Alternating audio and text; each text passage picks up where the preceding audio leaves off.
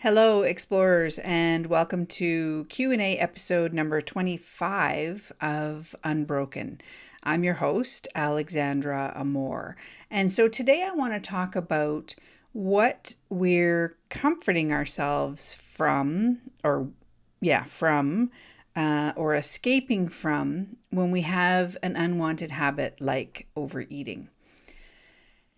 And I've talked about this before in different ways on this show. And I even had a podcast with my guest Janelle Sims to talk about it. And then last night I was out for a walk and saw it insightfully in a new way. So I wanted to share here in case you hear something new and fresh and different. And as always, with the intent of helping you to resolve an unwanted overeating habit and reduce your suffering. So here's how it goes. Here's what I saw. So as you probably know, as I've talked about lots, for 30 years, I really delved into the self-help world to try to resolve my overeating habit. And that was completely innocent. I did what what felt best, what was available to me at the time. And maybe you've had a similar experience. And the message that I got from that exploration was really a very outside in message. That we in life have experiences and circumstances that are difficult, and they create difficult emotions in us, right? It's all coming from the outside in, and that we're using our substance of choice, in my case it was food, to comfort ourselves about those experiences and about the residue that's left within us from those experiences, supposedly. And so therefore, the next step in that healing journey was for me, and via all the self-help stuff, was to try to learn how to comfort myself in a different way, and to excavate the trauma that may have been laid down at some point. So looking back in the past and seeing, what events or circumstances could have led to me having this need, what looked like a need at the time, to comfort myself with food. And again, all very innocent, all motivated by wanting to suffer less and wanting to heal this problem. The challenge is, though, that as we're learning, as we explore the inside out understanding, that our experience doesn't come from the outside in. And so what we're really trying to manage, I now see, via things like diets, but other kinds of things as well, self-help approaches to things, which could be, and I always hesitate to mention what the self-help protocols could be, because they're not bad in and of themselves. They're just coming at the problem from the wrong angle. So you know what kind of self-help stuff you've tried. And willpower, that's another thing that we all try. And maybe behavioral changes like, not keeping certain foods in the house, or creating rules around what kinds of food we can eat, or what time of day we can eat, or whatever it is, all those kinds of structures to help us to resolve our unwanted habit. And so for me, it looked like a two-prong approach. So the first prong was trying to make behavioral changes. So all the things I just mentioned. And then the second prong was this idea of figuring out how to comfort myself. That's what I call it. Without food. So finding some sort of replacement for that habit, that behavior. And so that might look like there was this program called The Solution that I did, and we used to do this. It was like a little mantra thing, and we would even, put one hand on one shoulder and kind of rub the shoulder, sort of like a soothing person, again, completely innocently.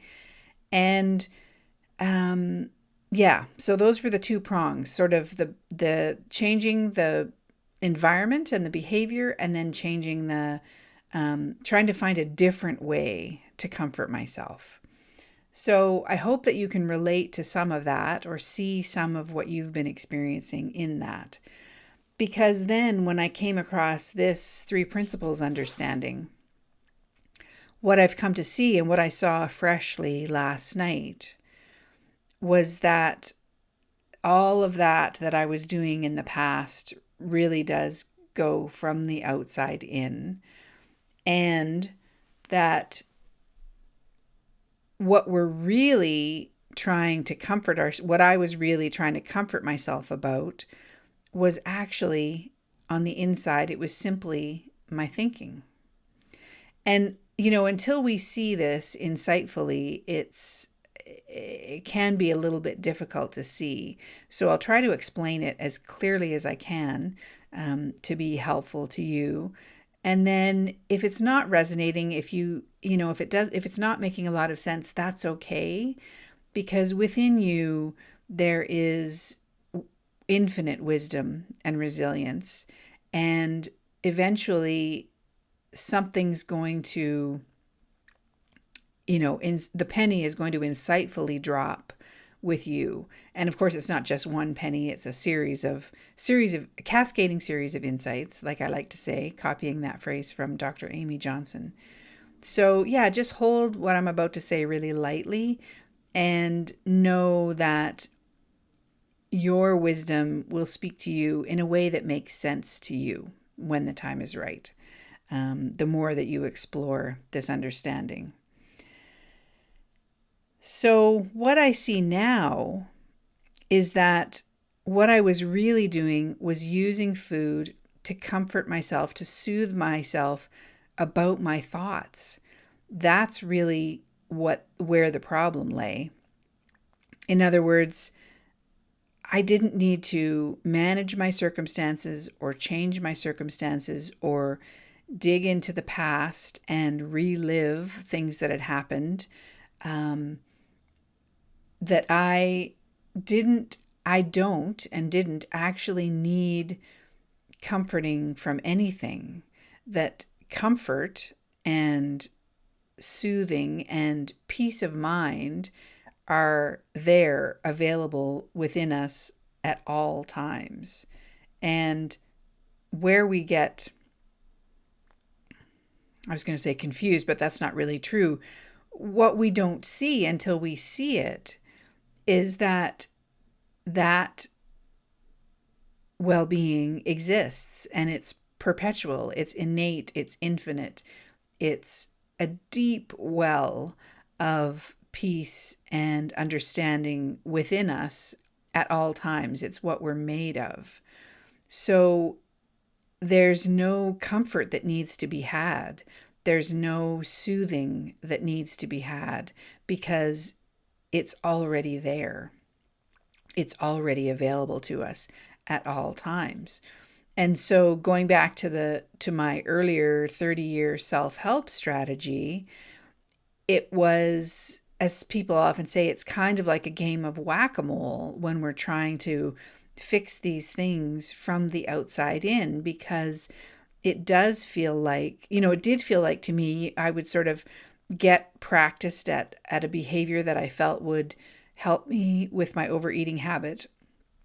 And then it was like it would move, something would change. I would have a hard day, or I would experience a loss, or just life, happened. I would get stuck in traffic, whatever it was, something so minor like that could completely upend the apple cart and have me behaving in ways that I didn't like, have me um, participating in my overeating habit. Now, what I see is that life just happens. Good things, bad things. We experiences all day, every day. And the only thing, and I really mean it, the only thing that affects me is what's going on between my ears. That's the only issue that I have going on. So something really challenging can happen, a loss in my family or whatever it is. And it doesn't mean that I'm not going to feel things and think things about that situation. But my baseline is so different now because I understand that I am made of peace of mind and resilience and well-being and just, all that innate wholeness that exists within me. And so my thoughts and feelings are not something to be conquered and managed and overcome at all. They are simply the weather, as the metaphor so often says, that moves through me. And the me, the greater me is the sky that doesn't change, that's always there. It's always blue. We can't necessarily see it at all times because it can be obscured by clouds and thunder and rain and all those things. It can even be dark at night if the sun is on the other side of the planet. But when we know that it's only our thinking that is causing us to participate in an overeating habit, that is, it's only our thinking that creates the turmoil that that we then feel we need to soothe ourselves from. When we see that insightfully, especially, it changes everything. There's nothing to manage anymore. There's no kind of rules that we have to set up for ourselves to be able to cope with the temptations that are in the kitchen and in the world. The awareness that any situation that we're in is only going on between our ears is what provides us with the freedom to let go of any unwanted habit, including overeating.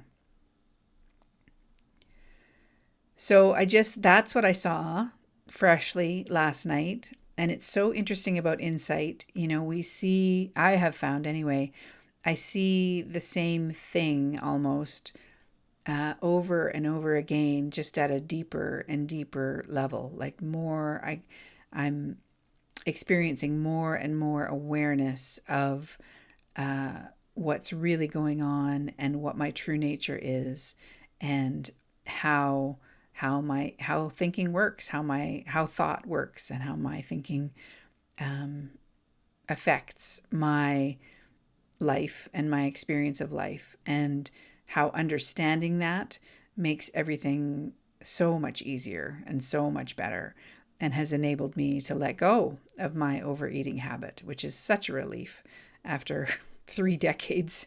So that's that. And I wanted to share that with you because it's fresh in my mind and so clear. And I hope that is helpful for you. And I hope you're doing well and taking good care. And I will see you again next week. Bye.